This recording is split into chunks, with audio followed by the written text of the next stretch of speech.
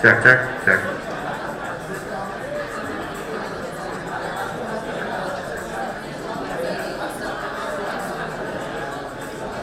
Good evening, everybody.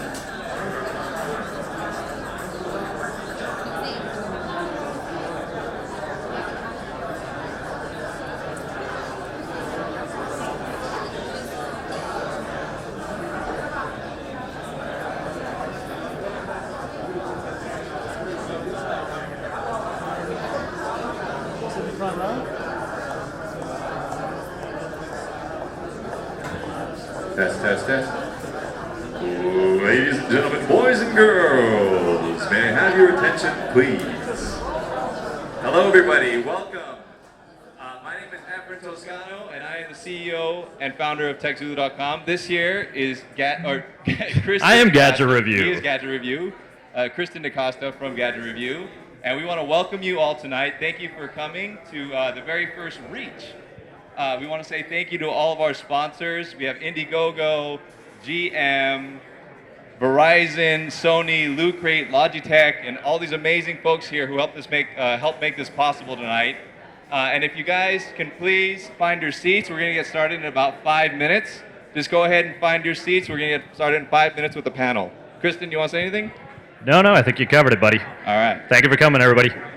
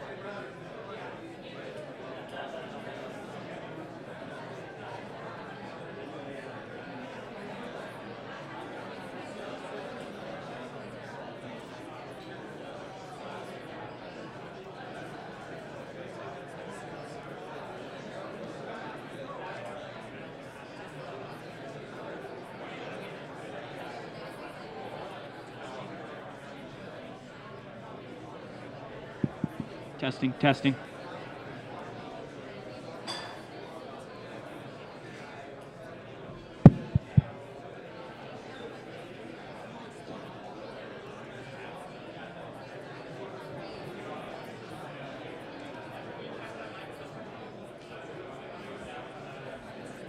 Test, test, test. 1, 2, test, 1, 2, test, test.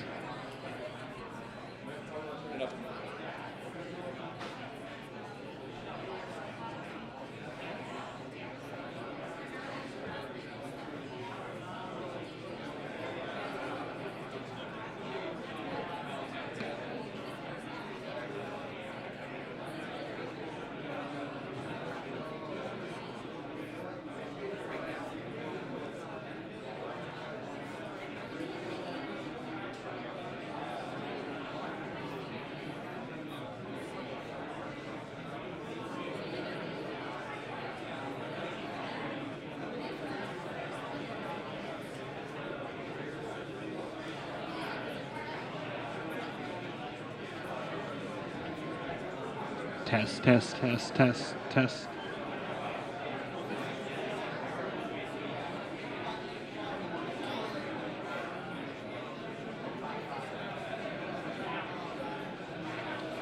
Test, test.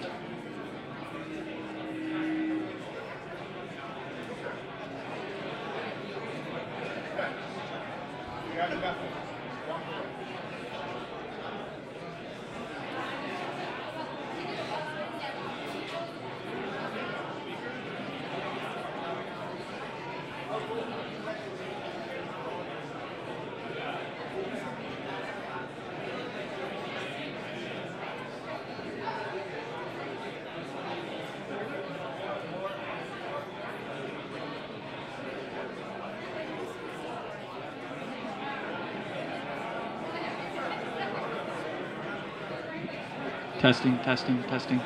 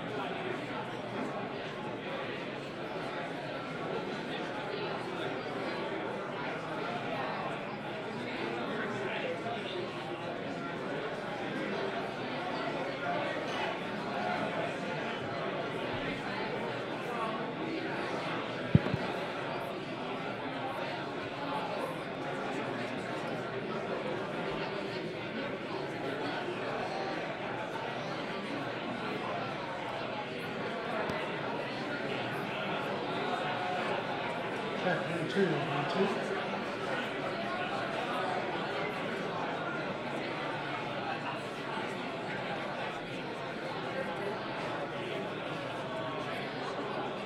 check. All right, we're going to start in a few minutes. Just everybody hang tight. A little bit of a delay.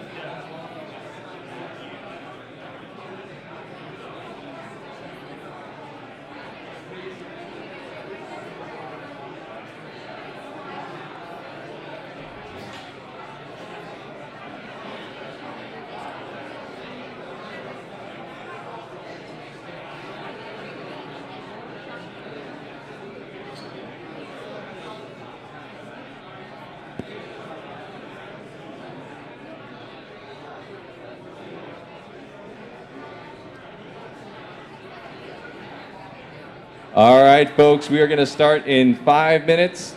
Can I get the speakers ready to go up on stage?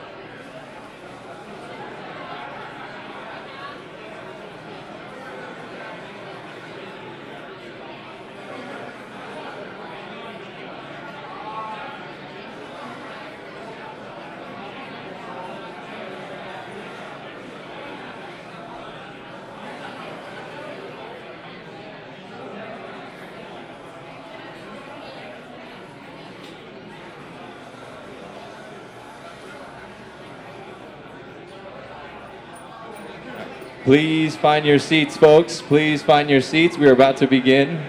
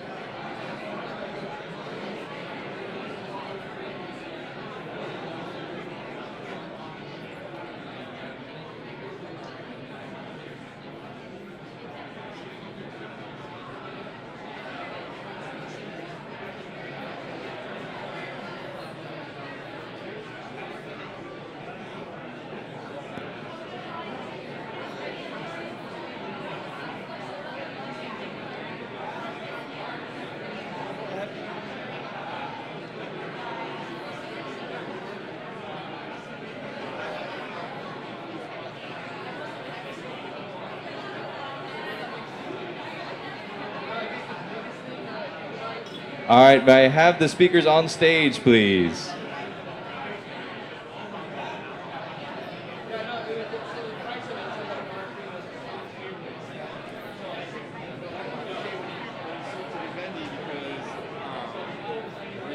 Yeah, where do you want it? Scott.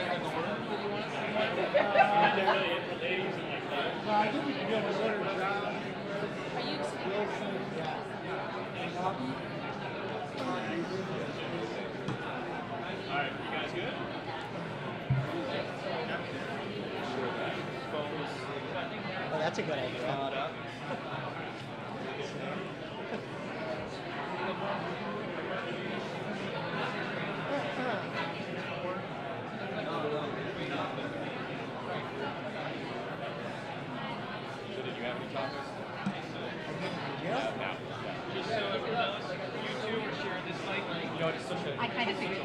two are sharing that. Are you a good sharer? Okay. It's such a long drive every morning during rush hour. I just I'm kept happy to myself share. during the drive. I wasn't sure what it would be like. Pick something up and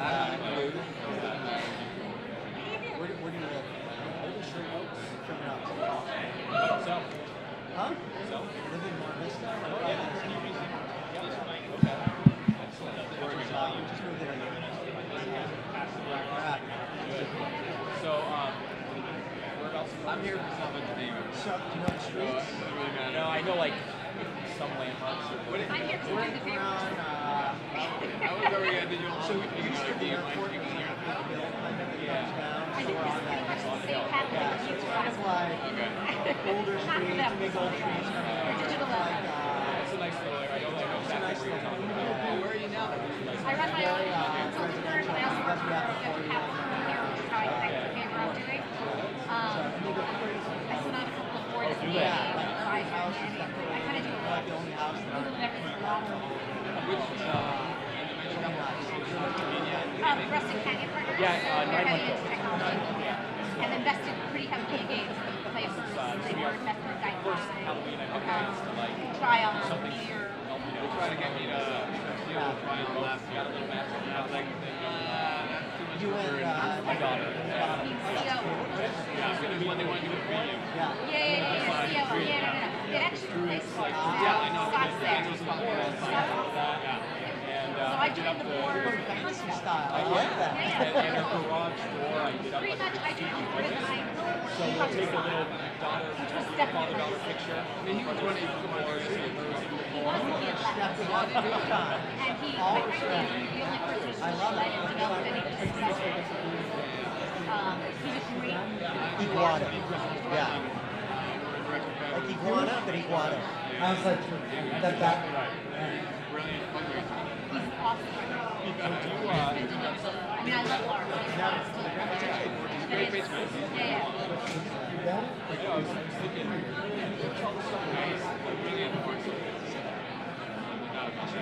Yeah, the VCs, when I like hang out with first when my company's in, they're like, you want to come in, and I'm like, overcapitalized. All right, hey everybody, welcome to Reach, brought to you by TechZulu and Gadget Review. My name is Scot Rubin, and I am here to talk about kind of the future of gaming. And I've been covering video games since 1995, when everything was about the end cap and where you were in a CompUSA or an electronic boutique. And we've come a long way now. The software store is in your pocket, and everyone here on this panel will have something to say about where we are today and where the future is going to be for game sales and game publishing. With us tonight is Josh Yguado from SGN. He's the president of SGN. Welcome, Josh. Thank you. Chris Hewish, who is head of Global Interactive for DreamWorks Animation. And he's obviously got some experience in the IP and licensing side of things. And then we have Wilson Kriegel, who is the president and chief operating officer of Paltalk. But a lot of people will know that he was formerly the CRO, chief revenue officer of Zynga and OMGPOP. Thank you for coming by. And finally, we have Robin Kaminsky. She is the CEO at First Street Partners, formerly the EVP of Publishing, executive lead global gaming for Activision Blizzard. Thank you. So everyone here is kind of in this amazing spot in time right now. Gaming has evolved so rapidly just over the past 5 years. Everyone has a phone in their pocket, and that phone is essentially a software store. And so, the biggest question I have as someone who grew up playing my Odyssey and my Atari all the way up to the Xbox and Xbox 360 is, how has the development cycle changed for a game? You lock these guys away for a couple of years and come out and they've got a title, and then before the connected console, it was all about get it out. There weren't any patches. You had to have a game and it had to go. And then that was kind of it. You took your hands off. We'll start with you, Josh. What is it like now where not only can your game be patched, but you can tweak it almost hourly if you wanted to? What's it like for your developers? Yeah, for us, the development cycle never stops. So typically, Instead of, like you said, spending 2 years on a game like you would on a console, we're making mobile and social games. So games you play on an iPhone or an iPad or on Facebook. And all our games, the typical cycle is 6 to 9 months. And then once the game gets out, the development process, you're sort of off to the races. And often, once the game is released to the public, that's when you actually add developers to it, because every week, every month, you're adding new content, you're adding new versions of the game, you're tweaking levels. Development, you'll have a whole team that are designing new sections of the game. The gaming industry as a whole, I'd say at least in the mobile and social realm, has changed completely over the last 2 years. And games, and Chris, we talked about this a little bit, games are services now. And so a game we launch one day, a year later, will be a completely different game just because we've really refined it and focused on what users want. And Chris, if it's a case where, once the game is out, it's not really done, how do you decide when to ship? Or you don't even ship anymore. How do you decide when to let it out into the wild if every day there's another day you could be working on it or another day it could be out in beta, so to speak? I think you have to be very, very disciplined in your approach. One of the big changes from the large console developments to the mobile, sort of smaller, more iterative games is just a real focus on less. Sort of less is more. Focus on what the core gameplay is, what the core fantasy is, get that mechanic done right, and then launch it and get it out into the world. And like Josh said, once it's out and live, you can really then chase what's working, expand upon it from there. So the big difference from when I was doing a lot of the packaged goods console development to the digital is on the packaged goods side, you really needed a big blueprint of every single feature that was going in the game, and you had to have big teams working on that. It had to be perfect before you launched. But now it's much more focused, much more iterative, and a lot of that heavy lifting happens post-launch. So I think not being afraid to pursue that kind of model is critical. I would say, though, that if you look at the Facebook platform, which has now been out 4 or 5 years on the game development cycle, as well as now smartphones, probably for a good 2.5 years, in 2008, you could launch a Facebook game for 20 grand with 3 people, and you could do that in 2 months. You turn the clock 3 years later, you're dealing with $500,000, $1 million budgets and 30 to 100 people developing games. The reality is when the new platforms come out, whether it's Ouya or mobile devices, and new software and technologies come out to support these, you can get a rush to developing content and getting first mover advantage, and quality isn't everything. But ultimately, over time, quality is really critical, and your MVP, your minimum viable product, is not exactly the same than it was 3 years before. And if you look at the development cycles, even mobile, mobiles in the early days, you could release a product within 2 months and you could have market share. Today you release products, they have to be competitive out of the gate, even if we're still doing services as content as a business model and we're still iterating. You still have to deliver a 6-month development cycles. You still have to have 15 to 20 engineers. Your cost cycles are different, and you can't afford having a game that goes to market that ultimately can't compete out of the gate. So, in even today's environment, the cycles and the costs and the resources have changed, even if we continue doing it as a service. I want to reinforce that. I think that part of the challenge is regardless of the platform you look like, games are becoming more expensive. They're taking longer to get out. There are still games that can come out in 6 to 9 months, but I'll give you an example. There's a company called Machine Zone. They launched a game called Game of War across most of the world just in the last 2 months. They're a top 5 grossing game right now. Okay, that game took closer to 2 years to make. That game did not take $1 million to make, but the quality of the game shows, and it starts to step up what's required on each platform. Now, it didn't come close to the cost or the time it took to make Grand Theft Auto, right? But Grand Theft Auto also delivered revenue of $1 billion in 24 hours. So, what you're seeing is the value of those games are increasing across, regardless of platform. The games that came out that were 2 months and 1 month and 3 people, they had a certain value because the platform was new. As those platforms mature, the costs mature, and each platform has a different value attached to it and a different amount of time and cost and risk that goes into making it. And we look at what traditionally happened in the console business where games got better with more fidelity, more graphics. So we were talking how development had to get more artists and get more programmers and add sound design, and the games just got increasingly more expensive. It was kind of refreshing when mobile started to take off, where you didn't need to have 100 artists, you didn't need to have these huge CG effects. You could make core gameplay that was addictive, but as the mobile devices get more powerful, are we going to see that race, to the arms race, so to speak, to create these fidelity games on mobile that can give you a AAA title type experience? Are you going to see those budgets start to go again in that kind of hockey stick? You know, I think there's a very real possibility of that, especially as you see the industry mature. You know, you wonder, are we going to see some consolidation? Are you going to see some of the same trends that we saw in the console space, where leaders in the field can maintain their position by outspending newer companies? You know, I think that could be a scenario that leads to exactly what you're talking about, where as the technology improves and people can afford to spend more on better experiences, that will start to separate sort of the leaders in the pack from a lot of the startups. The one difference, though, from the console space is we don't have the first-party licensing fees that you used to have on console, which was a real prohibitor to a lot of people entering the field, where you had to spend millions of dollars up front to Microsoft and Sony just to get on shelves. So that's one, I think, thing that could keep it from going down that same road. But you actually, Josh, you don't think that you'll need to maybe get into that arms race, because the games you're creating aren't necessarily for people who want gorgeous 3D graphics. They want something fun for a little bit of time that gives them an experience. Yeah, I mean, I think I have a slightly different take on it than some of you guys. I do think costs and production quality is going up, but I think there's ways to de-risk the production process.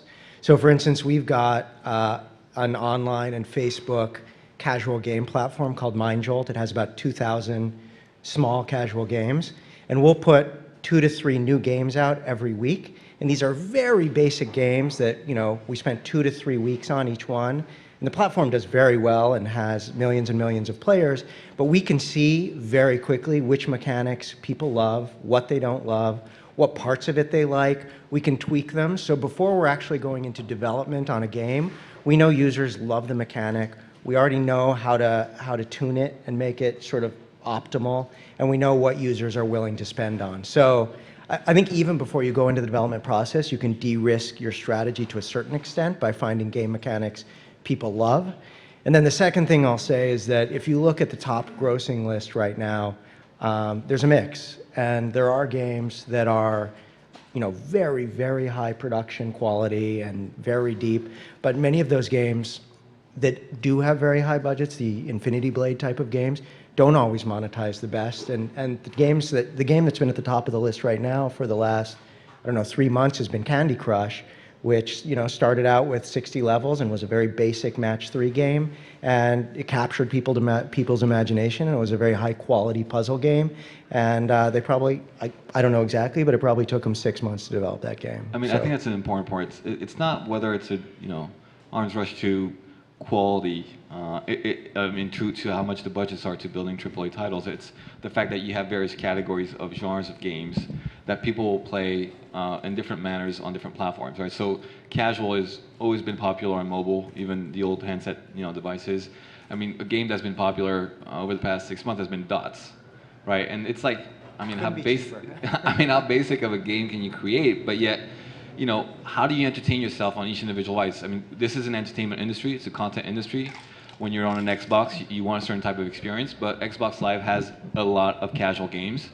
It has a lot of very core games, a lot of AAA titles. So I think it's more around which verticals are you competing in, and accordingly, you know, the level of risk or level of investments will vary, as well as the expectations. Also, what defines quality matters, right? So in a free-to-play game, it is as important to build the economy and how people are going to spend money and why they should be addicted to spending money and what are the social features that engage their emotions in a way that in console games it simply wasn't that important. When you look at the way these kind of casual games have exploded, not just in the user base, but in the revenue through microtransactions, who is the key gamer demographic now? When you all sit there in your meetings and your marketing meetings, say, okay, we've got to make a game for this group. Is it 40-year-old moms? Is it 16-year-old boys? Who is the most valuable gaming demographic to each of them? I don't think it's as transparent as it was a decade ago. I actually think everybody's a gamer from the age of 4 years old now, from your tablet users to educational games, all the way to the first generations of PlayStation users who are probably like 45 years old now. And I think because the platforms have enabled for experiences to take place in the subway, while you're at home, with other people, the ability and globally, I mean, Japan, Korea, China are huge gaming markets, are actually much bigger than the American market. So I think that, it's a global industry. It's all ages, all genders, and that's also one of the reasons why the industry never stops booming. I mean, this is one of the few industries that we've been privileged to be in that has never stopped growing over the past 15 years, regardless of the economy, because we're delivering entertainment, and people will always pay for quality and entertainment. So how do you decide? I'm sure each of you have experience with targeting specific demographic, but Josh, we'll start with you. How do you decide who's the most valuable? Is it who's downloading the most that month on iOS? Is it who's spending the most in microtransactions across all? How do you make that decision? So, first of all, I just want to echo Wilson's point that there's been a democratization of who you consider a gamer over the last 10 years that's completely changed the industry. Much to the dismay of 16 to 25-year-old guys. Right, exactly. They're competing now against grandmothers and against kids, and everyone's playing together. And I used the example before of Candy Crush. We have a game called Panda Jam, which, there's every demographic. It's kids, it's adults, it's men, it's women. And for us, we're targeting people, or we're trying to make a great game for people that love puzzle games, are willing to pay for additional content, and are able to help us make our game profitable. So I'd say maybe it's more of a psychographic than a demographic. And that's for the majority of our games. We also have, for instance, we have a game called Bingo Blingo. There's a certain demographic that does love bingo, I'll admit that. And it's female, it's a little older skewing, and that's great for us too. So we don't tie ourselves to any one demographic necessarily across all our games. Every game we make, though, we want to make sure it cross-promotes and the same type of users will want to play it as our other games. So anytime we launch a game, there's a huge base that we can throw at the game and start giving it momentum right from the start. Yeah, I think very similar to what both of you have said, I get this question all the time at DreamWorks, what's the demographic? What's the demographic? Because entertainment companies are all about demographics. And I always counter back, I'm not looking at an age demographic, I'm looking at a behavioral demographic. Are we either going after a casual gamer or a core gamer? I mean, now you have mid-core in there, whether you believe in that or not. But we really target casual gamers, and we try to make sure that there is enough depth in there to also appeal to some core gamers, just to try to maximize our chances to get some revenue, even though for us, it really is about as broad of an audience as we can reach. But we're doing casual gaming, just a few years ago, that was Farmville. That was what we thought of when we thought casual gaming.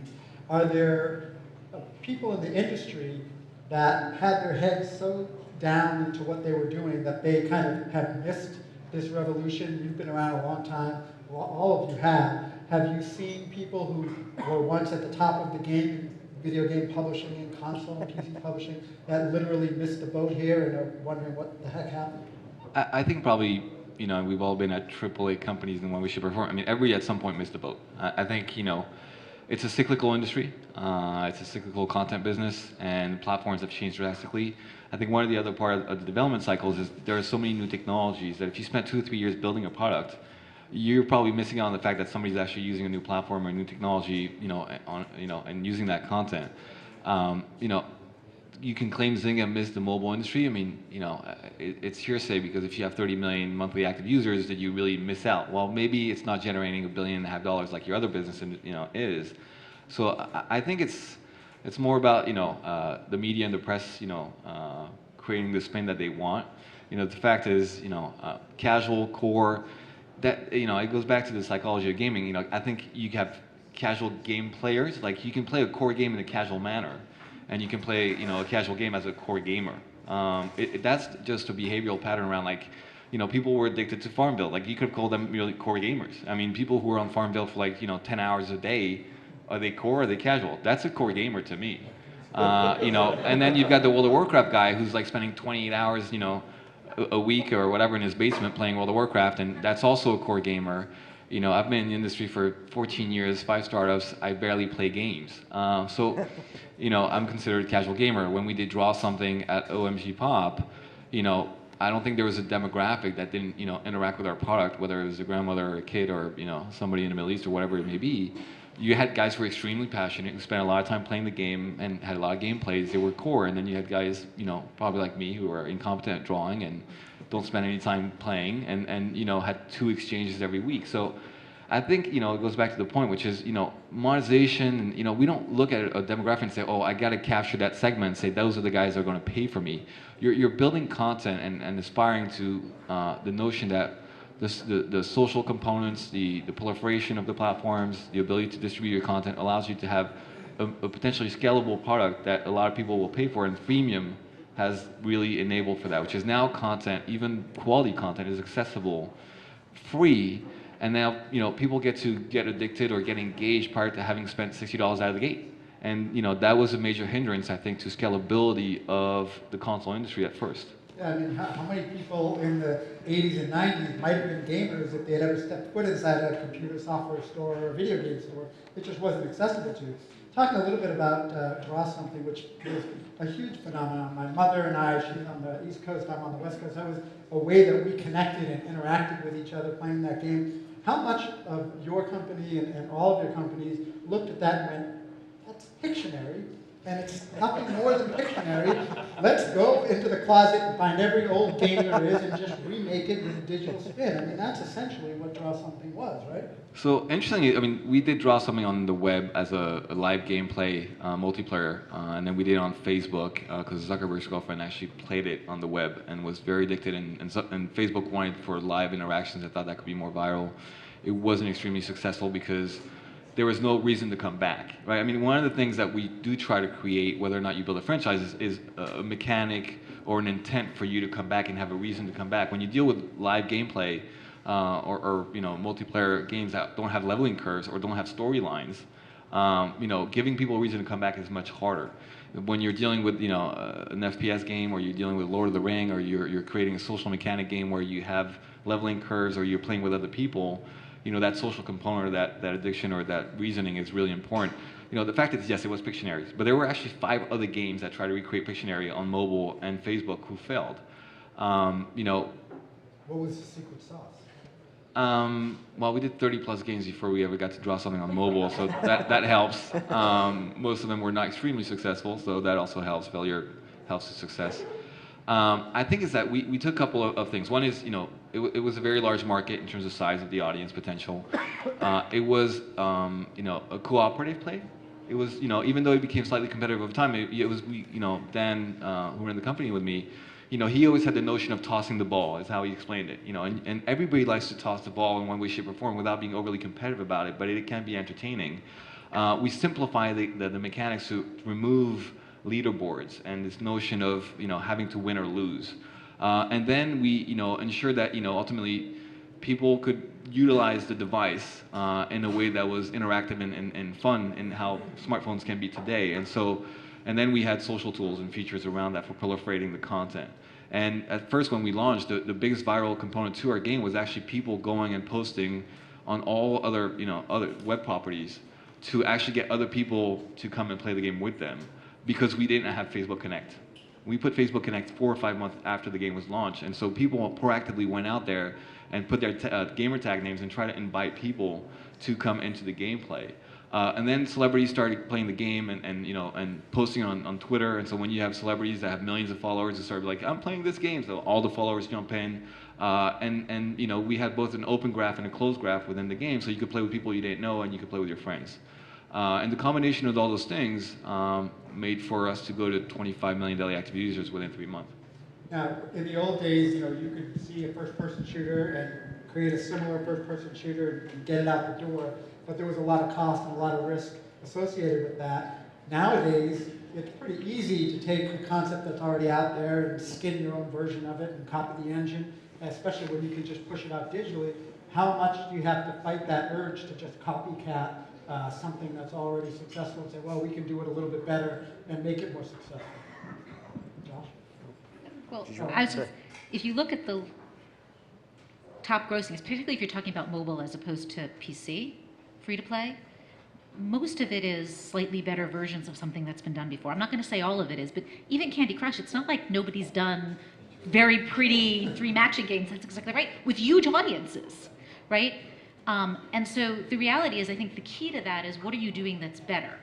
Why would somebody try it? Cost of acquisition is going up. It is harder to get players more involved, regardless of the platform you're on right now. And so you got to do something that ignites the imagination, whether it's graphics. I mean, fidelity is not a thing that keeps people playing. It is a thing that allows you to help with your cost of acquisition, right? That's what Infinity Blade did. Infinity Blade was so pretty, people tried it.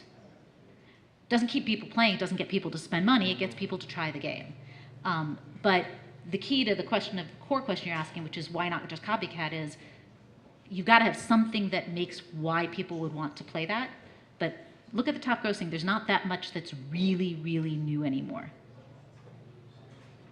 Yeah, well, I'll just say that I agree with you, actually, that any of the most successful games right now, certainly almost every game takes something from other games, but you can't just clone a game and expect it to be a success. We're in an environment now where people aren't paying upfront for a game. You can't trick users. People are getting into the game for free, and they're only going to pull out their wallets if they love it and if they think there's a value to paying something more. So if they're already getting what your game provides somewhere else, or they already paid for it somewhere else, there's no need to pay. And this is one of the best things about free to play, is I really honestly feel like, we got to walk the walk, and we got to create a great game, or else people are going to pick it up, check it out, yeah, that's great, and walk away. Like, they've got to love it enough that they're willing to put their hard-earned money into it. And we got to work our butts off trying to make great products and innovative products that up the game from a competitive perspective, and that means creating something unique and creative. Are we going to get to a point where publishers are too afraid to make a game that doesn't have a possibility to buy something to get you that revenue stream? In other words, are we past the point where a game can just be fun if it doesn't make you a continual micro revenue stream? It feels like for some companies that's their business, but I feel like at some point, are we going to lose narrative games, for example, if there's no way to sell, or like as EA does, just figure out a way to sell little components of the game? So can I ask a question? Do you mean you're going to see free-to-play games that don't care how they monetize, or games at all? Paid games that pay $5.99, I think $4.99. you mean, paid games. I think that business, personally, I'd be interested in everybody else's opinion. I think that business is going to go away. I do. I don't see there's a future when the quality of the games in free-to-play continue to increase. Isn't there a depth of gameplay, though, that people, or at least traditional gamers, have come to expect? Because for a lot of people who play on consoles, there's no expectation of having to buy elements of the game in order to propel yourself. Certainly they've done it with Battlefield and other games where you can buy weapons to increase your ability, but it seems like we may be losing that opportunity to just play without having to be constantly, I'm never going to get far if I don't spend this kind of money. I'm going to say something that supports DreamWorks. I believe that quality still matters, and franchises do matters, and the ability to know with a certain level of certainty as a consumer when you're playing, Grand Theft Auto, or you're playing Madden, or you're playing, people pay, and there's a reasons for that. Same way you do pay for music, even though there's a lot of free music. The reason why you do pay for editorial, even though there's a lot of free editorial. I do think there's still a market for it. There's no doubt that it's diminished in terms of the rate at which it's growing, but the audience of the market has also grown, and the platforms have also grown. And so I think there's a bigger market with more distribution and more users, paying in various formats for that. But I don't think that DreamWorks have to give away a AAA franchise that somebody paid $15 at the movies and give that away for free on the console or the PC when they can sell it for $49, and a parent may buy it for a kid or a passionate follower, fan, or somebody who really loved the movie is going to pay $49 for it. I mean, I don't think it's necessarily going away. I think it's more around how they're getting it that changes over time. Can I just add one thing, though? The assumption that you're making is that all free-to-play forces you to pay in order to move forward. I'd argue one of the most successful free-to-play games in the world does not do that, which is League of Legends. Okay? There's plenty of monetization in League of Legends, but you can be an incredibly successful. In fact, they pride themselves on the fact that you can be incredibly successful in that game without spending money as long as you're willing to spend time. And that trade-off between time and money is incredibly important. Perhaps will remain a market for paid, no microtransaction content. I just think in the scheme of the opportunity, as the quality of free-to-play games continues to get better, that you're going to see more and more free-to-play games that leverage microtransactions in some way. It does not mean that it is the amount of time you spend or your willingness to put effort into the game is going to be forgotten. Otherwise, gamers will demand it. I mean, that's what you see with League of Legends. You see an amazing game that is free-to-play, incredibly successful. I'd argue probably did more for the free-to-play market than any other game, at least in the West, that really focuses on the gaming experience. And you pay for it because it's valuable to pay for, not because it allows you to proceed. And you're still going to see certain niche genres that I think are going to remain paid. I think the bigger genres, the bigger opportunities will certainly be free to play when you're talking about gaming. But when you start to talk about apps for preschoolers or educational apps or things like that, those markets can command a premium. And in fact, it could work against you if you go free to play because you're really clashing with what the expectation is. But for the most part, I think free to play is certainly not going to prohibit high quality content. And then also you have to remember that when you're talking about mobile and even PC or really any device now, content is competing against content. So games are now competing against movies, music, all consumed on the same device. So that's going to really, I mean, that really distributes the experience that people are looking to get. So you can get you can get your story experience on your phone by watching a movie, and you can get your game experience by playing a free-to-play game. So collectively, you've gotten your entire entertainment experience from multiple ways, whereas in the past, you would get story and gameplay from a high quality or high paid game because it was coming through just your console box, right? So. I used to be very excited back in the early 90s when a television commercial would come on for a video game, because you just didn't see video game commercials on TV.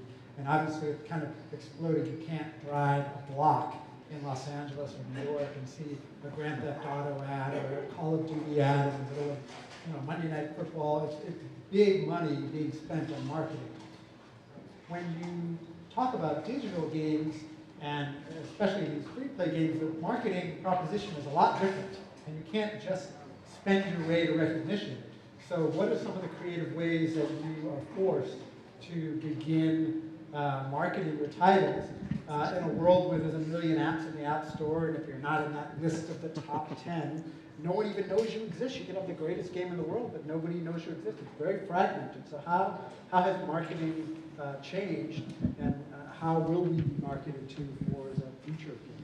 I mean, I'm sure everyone has a slightly different take on this, but for us, we would never do sort of general market television or newspaper or any type of traditional ads. It just doesn't make sense for us at all. There's so much information out there right now about users, about specific criteria about users, what games they're playing. I mean, if someone's on Facebook, for instance, and a lot of our games are on Facebook or are Facebook connected, we can target very, very specifically subsegments of users. So people in this territory, of this age, of this gender, who've played these other games. And generally, I mean, marketing is a huge part of our business because we'll, let's say, test 100 different subsegments. There will be 4 that work. And by work, I mean people in those subsegments retained well. Ultimately, we're willing to put money into the game, and we're some of our best customers. And we'll invest in those subsegments, ramp them up, do sort of some different takes on those subsegments. And then while those sort of go from experimental to sort of continuing to run on an ongoing basis, we'll run another 100. So I wouldn't call it a farm necessarily, but it's a process where we're constantly refining and trying to find the best users. And we could never make it if we were just doing broad, dumb buys. Like that just, it would never work for us. By the way, you can't spend your way to success. I mean, you have to remember that you are dealing in some way, shape, or form, whether people want to admit it, with a retail platform when you're thinking about the iTunes store or you're thinking about the Android marketplace. Now there's different ways of approaching that, but the likelihood that, Candy Crush probably doesn't spend any money or hasn't spent any money in the past 6 months to market its product. We only spent $65,000, on the release process for Draw Something. We got 70 million installs before we spent another dime. The reality though is when we did release the game, we did cross-promotional. We did, we bought for a surge on the App Store so we could get ranked. We looked at the algorithms. We looked at our reviews, and there is a whole process to this point. There's an extremely intricate and analytical and arbitrage-based model around what you can afford spending, what your K factor is, what your exposure virality is on the store, how many users you buy, how many they get you, what's the social component in your game that drives more users. And so, marketing actually is much more complex today in the gaming industry than it's ever been, because, it is not about branding. It's really about, targeting an audience. Facebook is obviously doing a tremendous job today in the mobile industry in being able to drive targeted traffic based on all their information against their user base. But it is an intricate, just like advertisement on mobile has become very intricate and requires, a certain level of knowledge and expertise, so has marketing on mobile to be able to understand when to spend, how much to spend, what your arbitrage is, what your virality factors are, and ultimately do that profitably. But in the early days, at least 2 years ago, yes, you could absolutely spend your way up to being number one. They were farming, there were bots, there were entire farming categories in China, which nobody wants to talk about, but they had guys in China installing the game, thousands of millions of people doing that for you, and you could pay at a discount $30,000 and ensure that you were going to be in the top 5. I mean, the industry doesn't want to talk about these things, but it is the fact. Like if you see a game that's number one and it's got 10 reviews, they're cheating their way up to the top of the food chain. I mean, that's but the reality is, hey, I spent $38,000 in 3 days, and now I'm number one. I've got the exposure and the potential to get up to 100,000 installs a day, 200,000 installs a day, whatever that may be. Being number one gets you because of the exposure factor and the intrinsic notion that if you're number one in the App Store, as a consumer, you look at it saying that must be a good game, and everybody installs it. And so you kind of look at your arbitrage saying, hey, I'm buying fake installs to get real consumers. Now they took down that system. The algorithms have changed. Reviews are much more important. Your latest reviews have huge influence on where you are ranked. And if you've got 20 great reviews and 2 bad ones recently, that update of the algorithm will take you down the App Store. You still because of the farming, you used to have to spend a lot of money to get into the top 25. Now you spend a lot less money. You need to spend a lot less, but the cost of acquisition is higher and it's harder to get up there. And ultimately, it's not about spending; it's still about the quality of the product. You can spend 100 grand to get into the top 25. You won't stay there more than 48 hours if you don't have a good game, right? Because it's still about the notion of you have to retain users. Users have to be viral. There's no more powerful form of virality in marketing and branding than your consumers. And so, you still have to deliver great products that have great retention. And your entire arbitrage model in marketing is against your retention model. If you're not retaining users, there's no probability of you having a lifetime value or a game that has a life cycle where you're going to make any money or that you can spend against. So you're really trying to understand your first day retention, your 7-day, your 30 days, and then how do you spend against that over time to have a life cycle that isn't a 3-month cycle but a 1-year cycle. And if you look out there, it's hard to find games that have been around for more than a year and is still ranked high or still have 500,000 or 1 million DAUs out there on a daily basis. When we got over farming for fake gold, we had farming for the top of the App Store. I had never heard that. It makes sense though because it is such. They cracked down on that. I just want to be clear. That was in the early days. Apple shut that down. Yeah, that's gone away. Yeah. Yeah, I mean, now they found other ways to make those things happen. But that's the wonderful part about our industry is that technologies, new platforms, whatever, creates a lot of innovation, stimulates a lot of creativity, and you have gold farming environments for people to drive up in-app currency purchases in Asia because currency purchasing and rate of spend in apps also had impact on the algorithms of the app stores. And so people would get farming, what they would do is, this is going to be great. They would basically pay people with iTunes credit to go farm in the games to create stimulation of currency that would then allow you to go top ranking in the paying apps. And so there's, there's farming in the World of Warcraft. I mean, there's, our industry is full of very passionate core people who will do whatever it takes to get ahead, in a game or get ahead in our industry. Back when I first came out here, and this is probably 2000, we met a guy who was trying to figure out a guest to have on a show, and he would go into a text-based adventure game and play, but he was a banker and he didn't have a lot of time, and he would meet up with a character in the game, and to buy an item, he would send a check for $25,000 by Federal Express to this player in the game in order to get this sword, so that when he had that 1 hour to play, he was all-powerful. So it's been around forever. It's not going to go away. It does lead to the question, how important is the platform, the gatekeeper? You talked about not having to pay the license fee like you used to have to do with Nintendo and so forth. But how important is it to have Apple and Google with the Android, and of course now we have Steam getting into the development or the gateway to gaming? How important is it for those partners to listen to what you as publishers and developers need, and how important is it to keep a level playing field? I'm going to say one controversial thing. Apple doesn't listen to anybody. They don't have to, right? Well, I think the key there, though, is to remember that the Apple, particularly Apple, God bless them, but they are all about the consumer. That's who they care about. And the content creators are really secondary to the consumer experience. So with your brick and mortar model, the retailers were really beholden to the content creators. You could go in and you could buy your way to shelf space, buy your way to placement. You can't really do that on the App Store. And for better or worse, it really does protect the consumer, and it theoretically allows for a better consumer experience.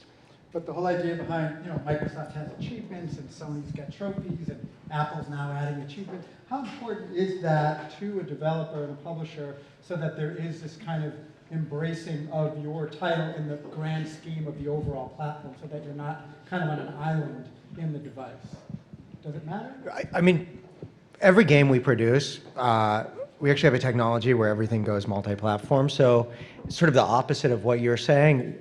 We don't want to be tied to any one platform. So all of our games have a shared back end. You can, access the game from your iPhone, then, shut your iPhone, go on Facebook, go on your iPad at home, go on your Kindle, whatever. We want you to be able to access from any platform, from any device, and not have to think about the platform provider. Like, we want to take that out of your hands and deal with it for you. So from our perspective, we want to diversify the risk a little bit, because we actually feel like from year to year, right now, Apple holds a lot of cards. I completely agree. But 5 years from now, that may not be the case. And so the more we can diversify and serve users across multiple platforms, that's what we want. And then in terms of getting, special treatment, I mean, it is important to have a relationship with the Facebooks and the Apples and the Amazons of the world.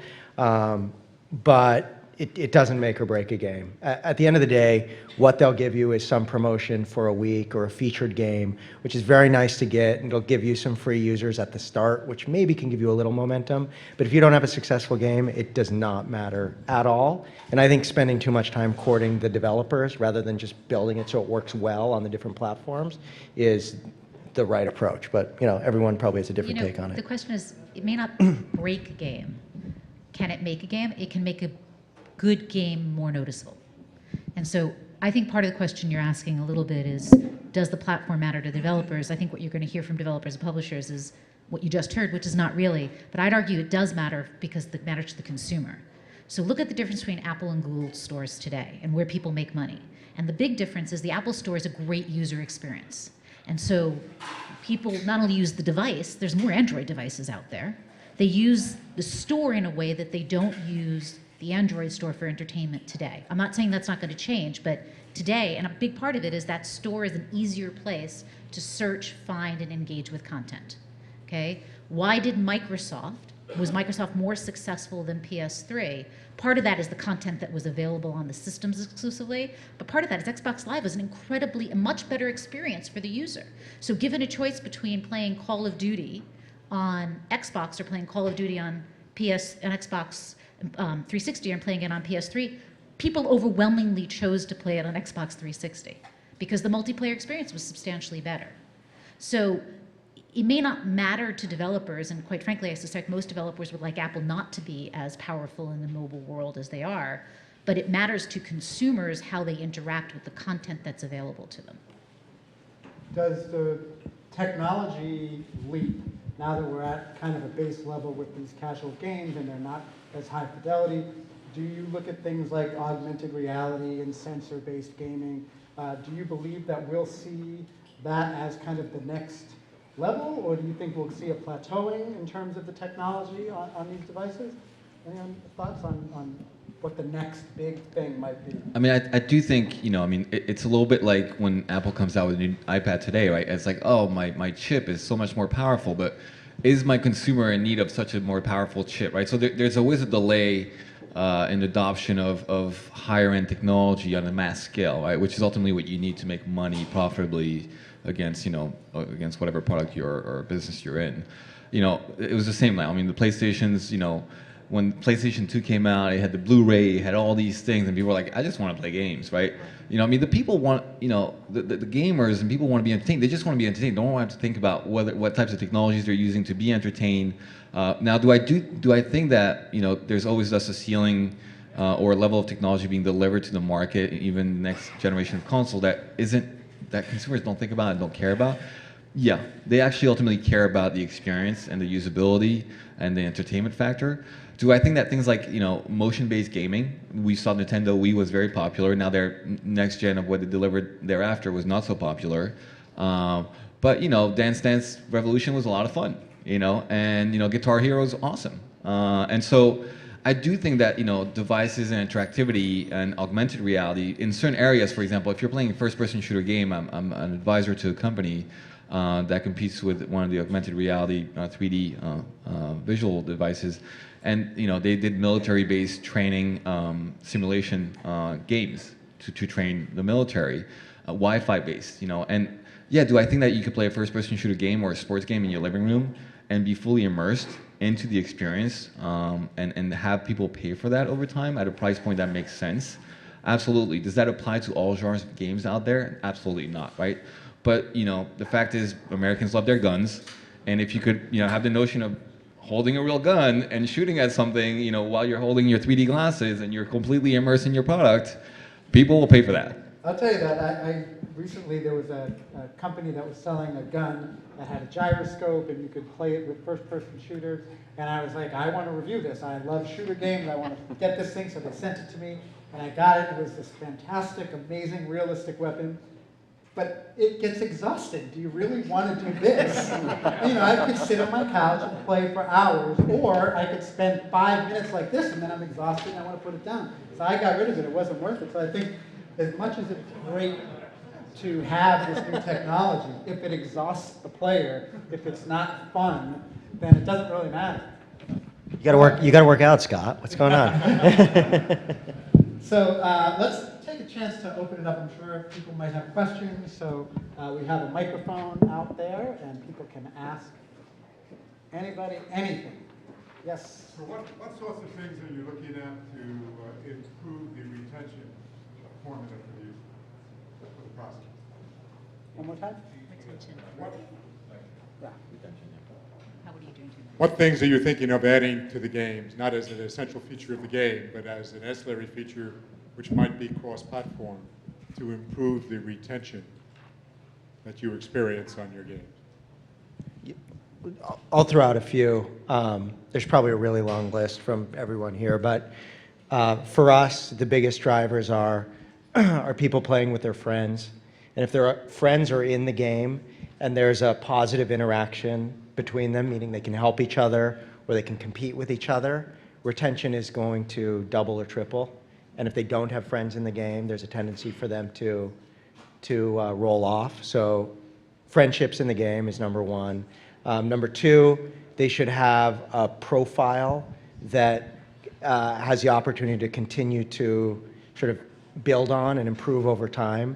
So if I'm coming in and playing a game and I'm getting a score, going away, and then starting from scratch again when I return, that game is not going to have as high a retention profile as another game where I'm leveling up and I'm a higher level player and I can show off, and now I have additional powers, and now I have access to different content, and I'm getting farther and farther, and I feel like as a person I'm progressing within the game.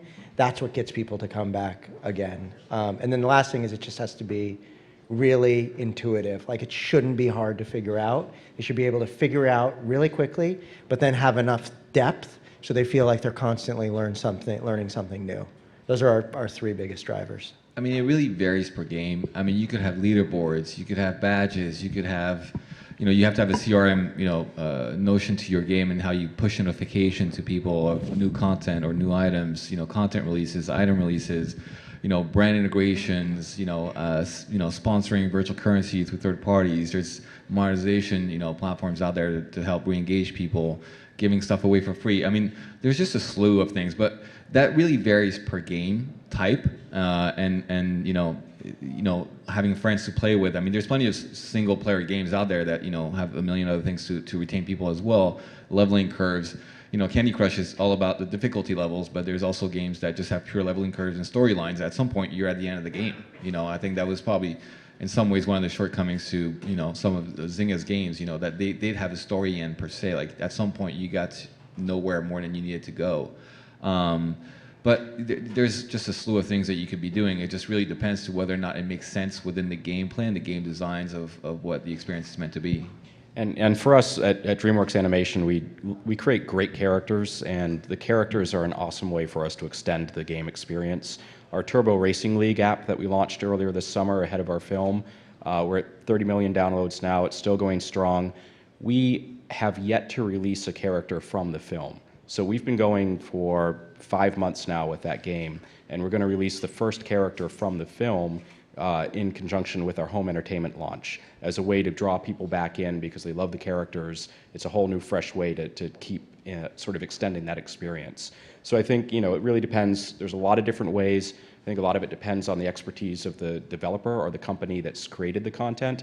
And some are very good at social gameplay, some are good at character development, and leaning into what your expertise is what's going to extend that experience for your players. Yeah, they're all very powerful. I remember the first time I started playing that Mafia Wars game, and you think it's just a few minutes here and there, and the next thing you know, you're every hour you're checking, and your friends, you're inviting people you don't even know to become part of your game. And really, I think the social aspect very, very key in extending the time.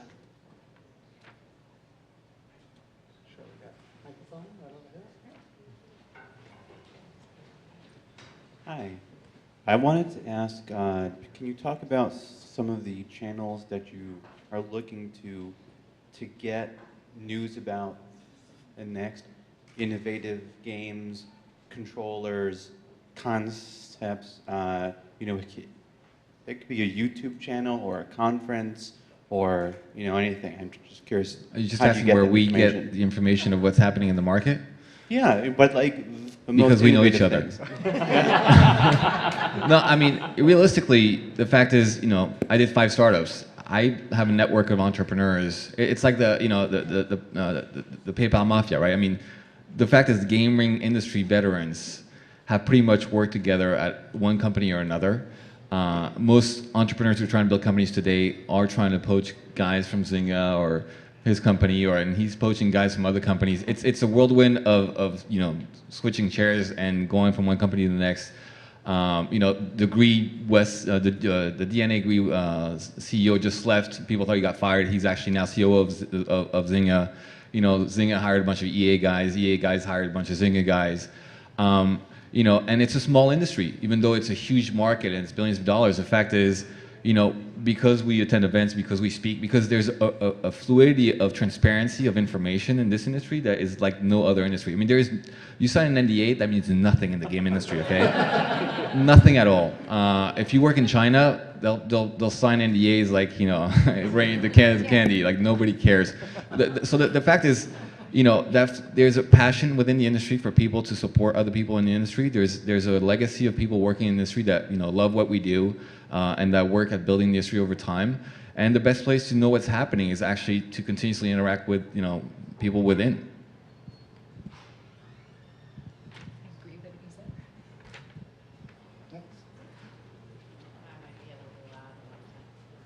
Hi, Hi. What do you think about education in gaming, where education is going with gaming? Like, for example, Brent Bushnell is doing something with Steam Carnival. He's going around the world and talking about, teaching kids about science and math. Where do you think that's going? I probably have the most controversial opinion on it. We're basically talking about edutainment. Edutainment is not an industry has ever demonstrated there's a real business there. And I think part of the problem is if that it's really fun, it's probably not all that educational. And if it's really educational, it's not all that fun. And you kind of, most of the people, I've never seen a company that has walked that balance. Because if it's really education, then some adult has to push them using it. Okay, so by the time, I have kids, okay? By the time your kids are about 5, if what they want to play with, they want to play with. And so if it's play, it's play. And if it's educational and I want them to use it, then I really want it to work. So, I'm not saying an innovation can't come. I personally think edutainment is a really difficult business to run because for just that reason. You're never going to be as fun as the alternative thing that doesn't have to educate them. So it generally becomes education with gaming elements, not real entertainment. Go ahead. Yeah, I mean, I agree completely. I mean, and then the monetization models around, 0 to 4, 4 to 8 and beyond. And, Leapfrog, I mean, those guys have been, public companies struggling forever to figure out how to, grow or maintain market shares. I mean, I think the most interesting part of that market is the 4 and under.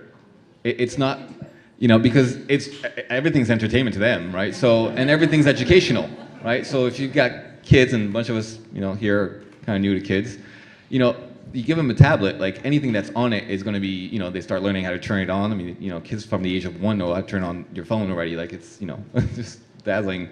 And so you just give them entertainment and it is education. They don't know the difference between the two.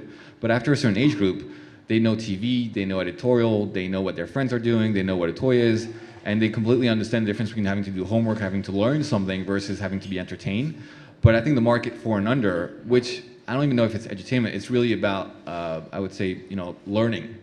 Learning holistically about emotions, about, just counting, about anything that really helps the educational process of learning things as a whole, and that's psychology, really. That market is tremendous. It's being heavily invested into. It's very hard to quantify how impactful it really is.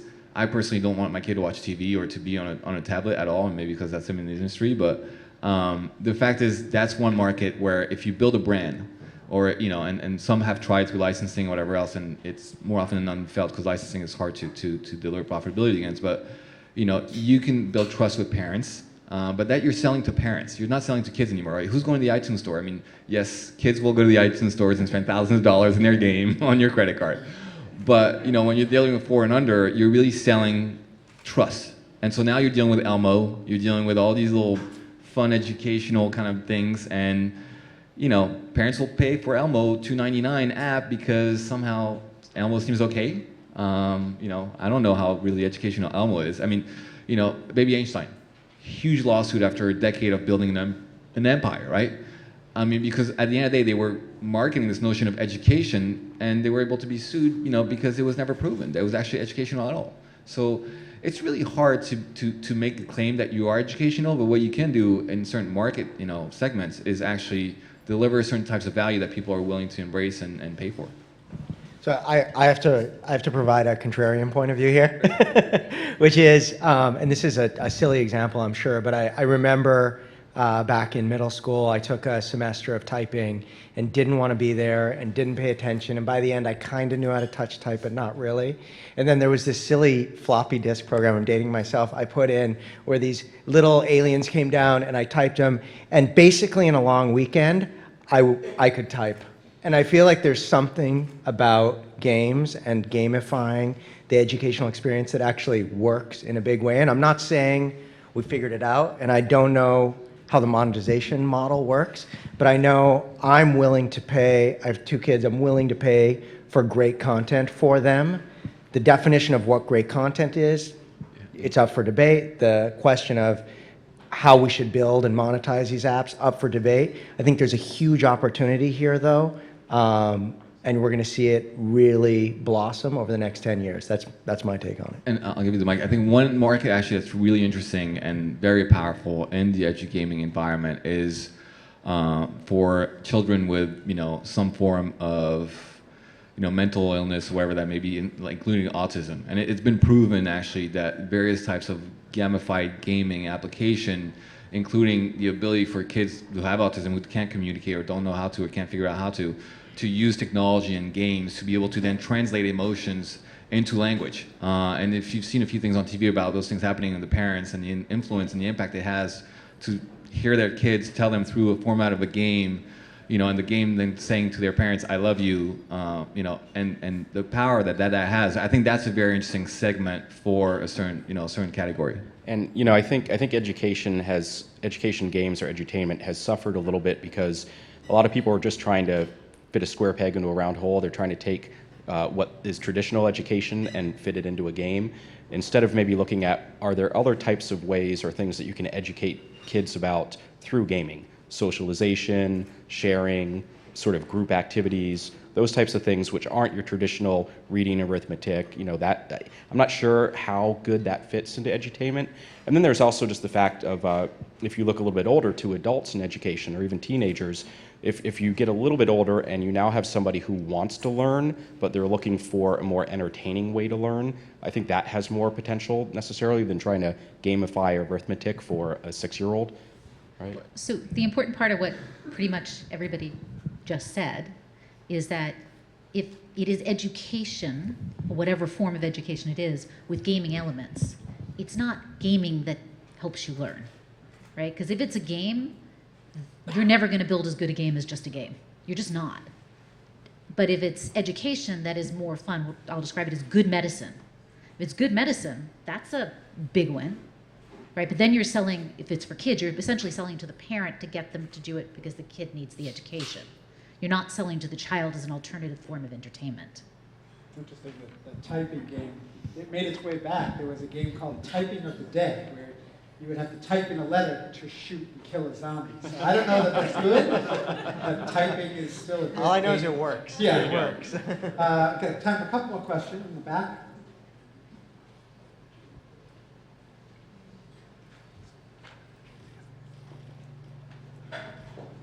Yeah, I just wanted to get your opinion, if there is one at all, about what role streaming services like Twitch play, or whether there's any analytics run on, that sort of data. How many viewers different games are commanding on the streams, or if that's just limited to a very specific PC market segment.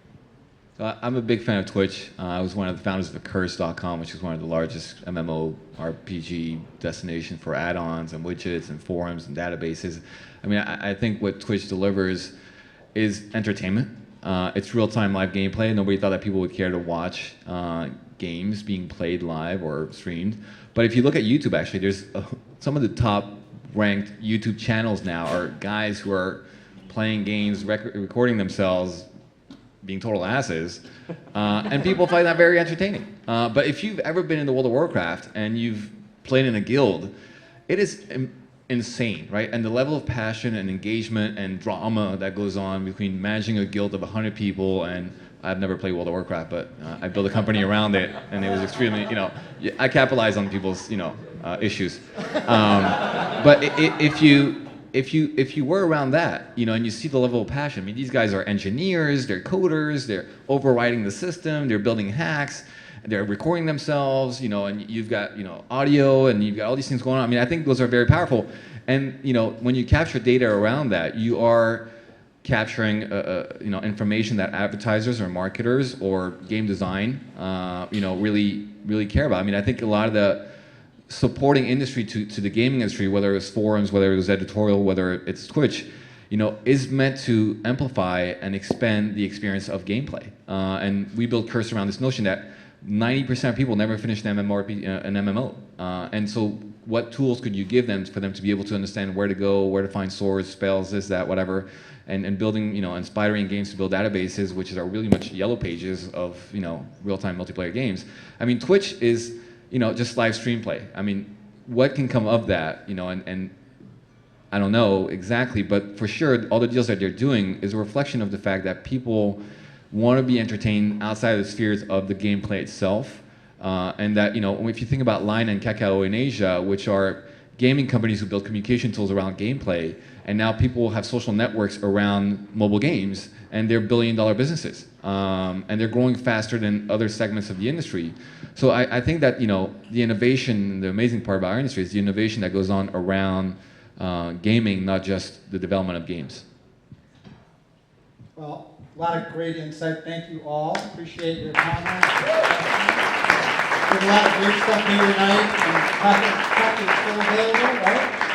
So enjoy, and we'll see you. Really quick. Sorry, folks.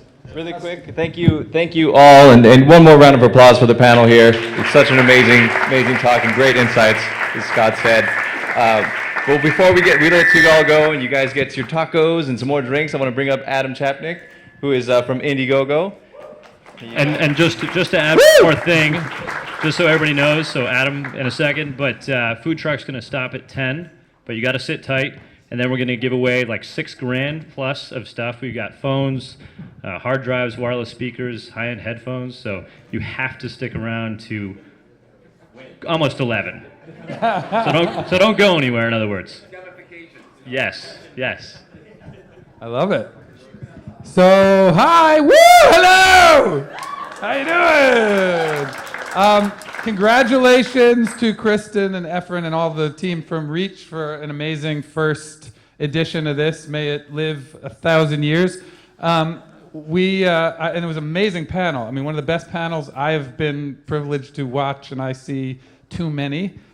Seriously, it was awesome. So we at Indiegogo are very proud to be a part of the whole shebang. How many people have never heard of Indiegogo? Okay, one person. Talk to me later. And that's great. No, I appreciate your candor. How many people pretended they've heard of it? Thank you. I appreciate your candor, sir, and you, the three of us, four of us. We'll talk later.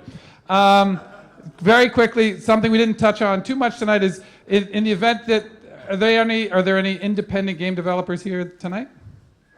Okay, we'll just say everyone.